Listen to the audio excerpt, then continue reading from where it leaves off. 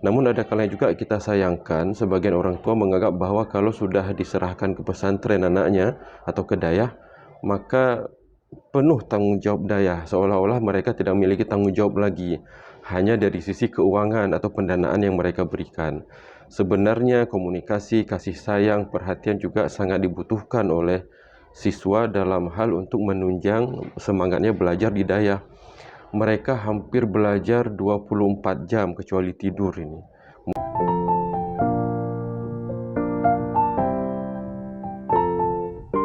Assalamualaikum warahmatullahi wabarakatuh. Kembali lagi ya dengan saya Mina di podcast Madu Literasi Club, yaitu podcast Madrasah Darul Ulum ya. Pastinya kita masih berbicara tentang hal-hal yang edukatif dan inspiratif. Hari ini kita bahas apa ya? Tapi ini dadakan. Di depan kita sudah hadir bintang tamu kita, ada Bapak Dr. Juanda SEMM. Beliau adalah Kepala Perpustakaan dan juga sekaligus rangkap guru di Madrasah Darul Ulum ya. Assalamualaikum Bapak. Waalaikumsalam warahmatullahi wabarakatuh. Bagaimana nih kabarnya Pak? Tambah sehat. Tambah sehat, alhamdulillah. Masih semangat Pak ya? Tetap semangat, insyaallah. Tetap semangat. Tapi ini menarik Pak ya, karena beberapa isu terakhir nih kita melihat bagaimana kan ini Darul Ulum sekaligus dengan yayasan ya, modern lah, pesantren modern, dan beberapa isu ya pemirsa Madu Literasi, kita melihat banyak terjadi misalnya kekerasan santri sama santri, tapi kan guru juga tahu dong bagaimana sebenarnya muridnya, karena kalau di pesantren itu ada yayasan, ada juga sekolahnya sekaligus ya. Ini bagaimana Pak menurut tanggapan Bapak soal isu ini? Baik, terima kasih. Bismillahirrahmanirrahim. Assalamualaikum warahmatullahi wabarakatuh. Waalaikumsalam. Teman-teman pemirsa Darul Ulum Literasi Club atau Madu Literasi Club yang kami muliakan, ada kalanya para orang tua itu senantiasa ingin menyekolahkan anaknya di dayah atau di pesantren, karena fenomena yang berkembang selama ini, dayah atau pesantren itu adalah hal yang cukup bisa membantu orang tua dalam menyikapi persoalan remaja. Maka pilihan orang tua adalah ke dayah atau ke pesantren. Namun ada kalanya juga kita sayangkan sebagian orang tua menganggap bahwa kalau sudah diserahkan ke pesantren anaknya atau ke dayah, maka penuh tanggung jawab dayah, seolah-olah mereka tidak memiliki tanggung jawab lagi, hanya dari sisi keuangan atau pendanaan yang mereka berikan. Sebenarnya komunikasi, kasih sayang, perhatian juga sangat dibutuhkan oleh siswa dalam hal untuk menunjang semangatnya belajar di dayah. Mereka hampir belajar 24 jam kecuali tidur ini. Mulai dari bangun selebih cepat untuk salat tahajud, dilanjutkan dengan baca Al-Quran, salat subuh berjamaah, kembali mengulang hafalan-hafalan untuk target-target kurikulum yang harus didapatkan, belajar pagi di pendidikan sekolah, selanjutnya zuhur, salat, makan, belajar lagi dayah sampai sore, istirahat hanya sebentar mungkin untuk mandi dan makan. Dilanjutkan dengan kegiatan sholat maghrib, belajar lagi sampai jam 10. Ini adalah fenomena dan hal-hal yang senantiasa mereka geluti setiap hari. Namun ketika orang tua tidak merasa perlu untuk menjenguk, perlu untuk memberikan perhatian dan kasih sayang, maka kadangkala mereka merasa tidak nyaman berada di sini. Dan hampir sebagian besar kalau kita tanyakan siswa yang bermasalah di pesantren, mereka sekolah di sini adalah keinginan orang tuanya. Gitu. Jadi dipaksa dong masuk pesantren. Betul. Bukan berarti keinginan dari siswa atau santrinya tersebut ya, Pak? Ya, karena setelah kita wawancarai kenapa anak bermasalah, kadang-kala mereka menjawab bahwa saya ingin keluar dari sini, Pak. Jadi makanya mereka membuat masalah, mereka membuat persoalan agar dikeluarkan dari dayah atau pesantren. Dan ketika sampaikan persoalan itu kepada orang tuanya, maka orang tuanya tak mau tahu, pokoknya kamu harus di sini. Ada beberapa alasan yang lain, diantaranya adalah kesibukan orang tua yang tak mampu menjaga anaknya kalau di sekolah umum. Mereka mungkin akan selesai pada siang atau sore hari, selanjutnya dengan kendaraannya bersama teman-temannya pergi ke tempat tertentu atau pergaulan yang mungkin tidak bisa dibatasi. Ini adalah kondisi yang lazim mungkin kita dapatkan di era sekarang ini. Namun hal tersebut menjadi sebuah alasan orang tua untuk menyekolahkan anaknya di pesantren.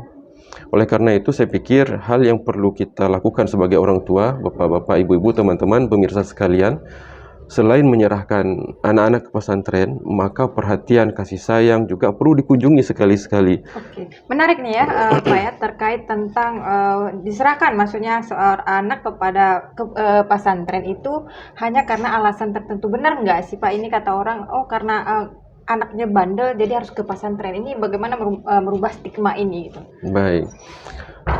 Pesantren diibaratkan bengkel ya, bengkel di mana hal yang dulunya tidak baik, outputnya menjadi baik. Memang demikian fenomena yang kita lihat di masyarakat. Pesantren adalah ladang tempat untuk supaya anak itu lebih baik. Memang pembenaran akan pendidikan yang berkualitas, pendidikan agama yang lebih intens diberikan memang di pesantren. Namun harapan kita selaku pelaksana di dayah atau di pesantren bahwa anak-anak itu juga butuh sebenarnya kasih sayang orang tua. Bayangkan kalau ada yang jauh dari luar Aceh, datang ke Aceh. Itu pun kadang-kadang setahun sekali menjenguk anaknya. Alangkah lebih baik kalau memang tidak mungkin untuk dilakukan, ada makciknya, ada yahcudnya, ada pakwanya. Mudah-mudahan dalam minimal sebulan sekali lah.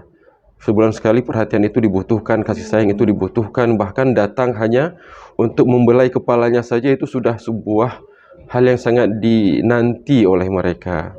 Oleh karena itu orang tua juga harus bersikap proaktif dalam mendukung program yang dijalankan oleh sekolah dayah sehingga harapan orang tua, masyarakat dan dayah bisa tercapai dengan baik. Oke, kemudian ini Pak, ada beberapa kasus juga kita baca ya di berita itu terkait tentang kekerasan misalnya antara santri dengan santri. Karena kita tahu ya pemirsa Madu Literasi bahwa pesantren modern ya, bukan tradisional, artinya pesantren modern ada yayasan atau ada belajar kitabnya, ada juga sekolahnya ya Pak. Tapi ini kerap sekali nih terjadi Pak, sesama santri itu saling bully, saling kekerasan. Ini bagaimana sebenarnya tanggapan dari guru ya, Bapak kan guru, Baik. apalagi sudah dokter ya, pemirsa Madu Literasi ini luar biasa sekali Pak Juanda karena dokter tapi masih berkiprah maksudnya untuk di sekolah, seperti itu hal yang luar biasa. Baik. Yang pertama, fastabiqul khairat, berlomba-lomba dalam kebaikan lah ya.